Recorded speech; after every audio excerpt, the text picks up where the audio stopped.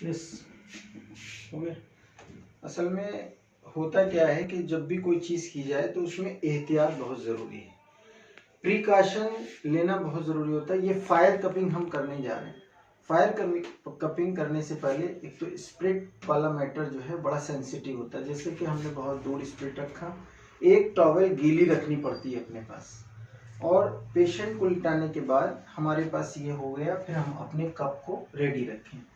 दूसरी, fire cupping के benefit बहुत है न्यूरोलॉजिकल डिसऑर्डर या न्यूरो कंप्रेशन में या लंबर पेन, सियाटिका वगैरह में फायर कपिंग मोस्ट इम्पॉर्टेंट। तो इसलिए हम लोग जब भी काम करें तो उसमें हम लोगों को ये देखना है कि कोई भी चीज़ करने के लिए हमको ये इस तरह से ये देना है। तो उसमें क्या होता है कि हम लोगों को एक बहुत आसानी से एक कपड़ा गीला ज़रूर रखें।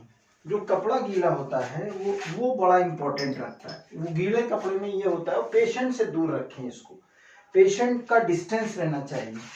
पेशेंट के डिस्टेंस से हम लोगों को, क्योंकि ये चीज़ें सारी बहुत तेज़ी से मतलब पकड़ती हैं और बहुत तेज़ी से आपको एक भी छलक गया स्प्रिट का एक पॉइंट भी तो वो आग पकड़ता है। आग पकड़ने से तुरंत इसको ढंग से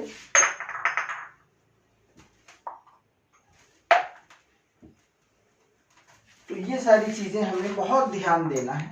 और हम इस वक्त जो है वो एक सियाटिका के कवरेज आपको देने के हमारा एक जो फायर कपिंग का पार्ट है वो काफी कवर हो जाता है।